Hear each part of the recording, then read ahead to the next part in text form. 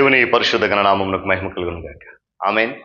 క్రీస్తునందు ప్రియులరా, దేవుడు తన మహాకృపను బట్టి మరొక నూతన ఉదయకాల సమయం వైకుంఠ రీతిగా ఆయన పాద సంపదలో మనము నివసించడానికి చక్కటి శ్రేష్టమైన ధన్యకరమైన సమయాన్ని ప్రభువునికి ఇచ్చారు. ఆమెను బట్టి ప్రభు ఉన్నతమైన పరిశుద్ధ నామమునకు సమస్తమైనటువంటి ఘనత మహిమ ప్రభావములు కలుగును గాక. క్రీస్తునందు ప్రియులైన దైవజనులు, స్నేహితులు, విశ్వాసులు, సహోదరులు ఈ కార్యక్రమాన్ని వీక్షిస్తున్న ఆత్మలందరికీ కూడా ప్రియ ప్రభువును రక్షకుడైన యేసుక్రీస్తు వారి ప్రశస్తమైన నామంలో ఉదయకాలపు శుభములు మరియు నిండు వందనాలు తెలియజేస్తాను. మీ అంతా బాగున్నారా? చాలా సంతోషం. రండి, ఈ దినం కూడా మేము ప్రేమతో ఆహ్వానిస్తున్నాను. అనుదిన అభివృద్ధి ఉదయకాలపు ధ్యానాలు అనేటువంటి ఈ ఆధ్యాత్మిక కార్యక్రమంలో నాతో పాటు పారిభాషలు కండి. వాక్యాన్ని ధ్యానించి దైవ దీవెనలు పొందుకోండి. బైబిల్స్ దగ్గరలోనే తెరిచి చూడండి. లేని పక్షాన చదువుతున్న మాట జాగ్రత్తగా విని గ్రహించండి. నేటి దిన ధ్యాన వాక్యంగా మత్తయి సువార్త 5వ అధ్యాయము 25వ వచనం నుండి మొదటి మాటను చదువుతా ఉన్నాను.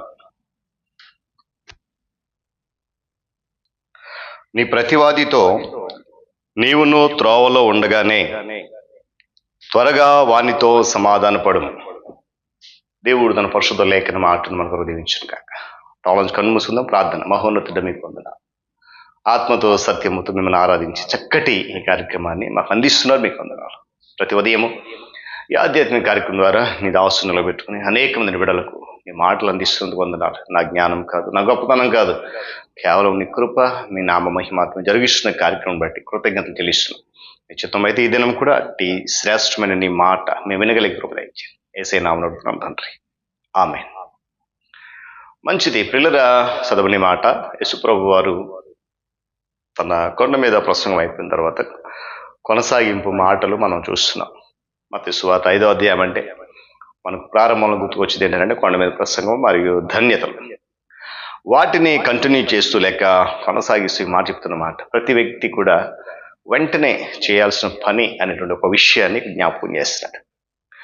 ఈ వచనం ప్రాముఖ్యంగా యేసుక్రీస్తు ప్రభు వారు చెప్తున్న ఒక ప్రాముఖ్యమైన నియమాన్ని బోధిస్తూ ఉన్నాడు ఈ వచనం ద్వారా.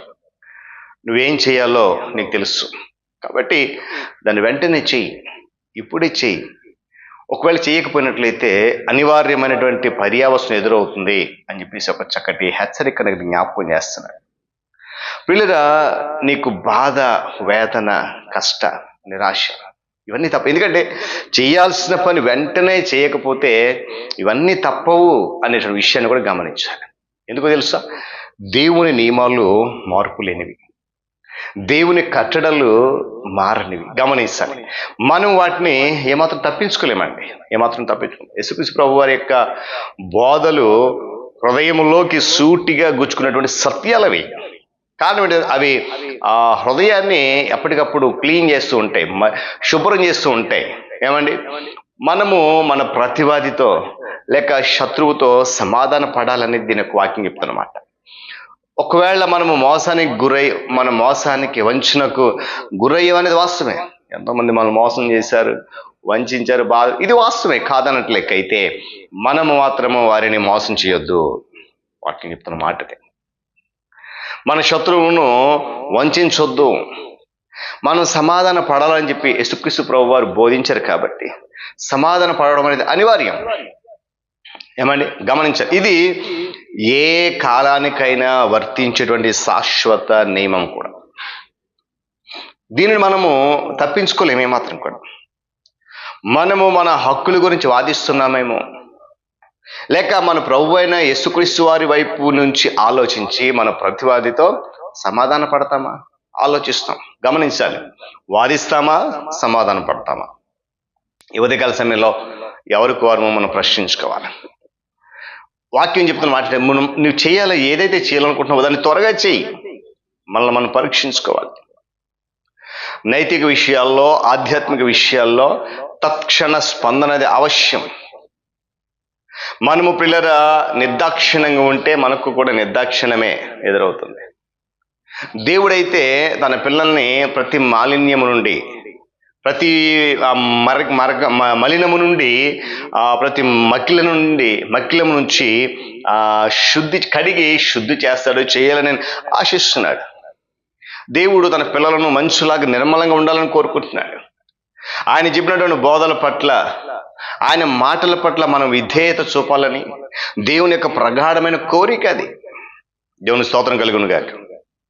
మనలను విధేయతకు రప్పించడానికి లేక విధేయులుగా చేయడానికి ఏం చేయాలో పరిశుద్ధాత్మ దేవునికి తెలుసు. నువ్వు ఎలా దేవుని మార్గంలోకి వస్తావో, ఎలా ఆయన ఆరాధిస్తావో, ఎలా ఆయనతో సంబంధం కలిగి ఉంచాలో, నేను ఎలా మార్చుకోవాలో సమస్తం కూడా ఆయనకి తెలుసు. గమనించలేదే కలసములు ప్రియ దేవుని బిడ్డ, మనలో ఏ తప్పు లేదని పరిశుద్ధాత్మతో వాదించడానికి మనం చేసే ప్రతి ప్రయత్నము విషయంలో ఏమండి, అది మనలోని అవిధేయతను ఎత్తి చూపిస్తుంది.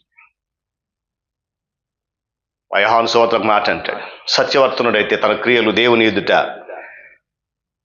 మరి ఆ సమూలముగా ఏమండి చేయబడి ఉన్నవని ప్రత్యక్షపరచబడినట్లు వెలుగునకు వస్తాడు. దేవుని స్తోత్రం కలుగునుగా. హల్లెలూయా. ఏమంటే దేవుని మూలంగా తన క్రియలు దేవుని ఎదుగు వస్తాడు.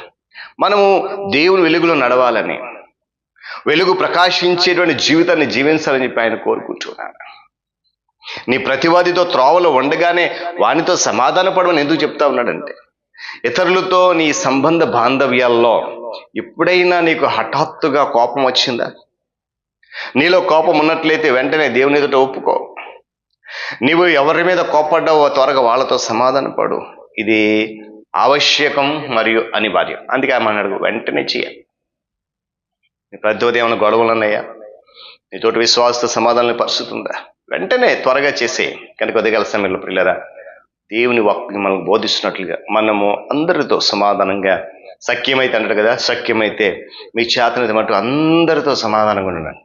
ఉదయకాల సమయంలో అలాంటి సమాధానకర జీవితం జీవించడానికి పరిశుద్ధాత్మ దేవుడు సహాయం కోరుతూ ముందు కొనసాగుదాం. దేవుడి మాటలు మనకు దీవించండి. ప్రార్థన. మహాగణుడ, మహోన్నతుడ, సర్వాధికారి స్తోత్రాలు. ఉదయకాల సమయంలో మరొకసారి శ్రేష్టమైన నీ మాటలు మేము విన్నాం. అద్భుతమైన నీ మాటల ద్వారా నన్ను మమ్మలను ప్రోత్సహిస్తూ అనుదినము నీ కొరకు జీవింపజేస్తున్నందుకు స్తోత్రాలు. ఈ ఉదయకాల సమయంలో విలువైన నీ మాటల చేత నన్ను మమ్మల్ని మీరు తృప్తిపరచడానికి కృతజ్ఞత స్తోత్రాలు చెల్లిస్తాను. ఇంకా ఈ పాలుబోసిన బిడ్డలందరినీ నీ మాట చేత బలపరచండి. క్రీస్తు వారి శ్రేష్టమైన నామమున అడుగుతున్నాం తండ్రి. ఆమేన్. త్రియేక దేవుని దీవెన, ఆయన సన్నిధి కాపుదల సదాకాలం మనందరికీ తోడండి నడిపించును గాక. ఆమేన్. ఆమేన్.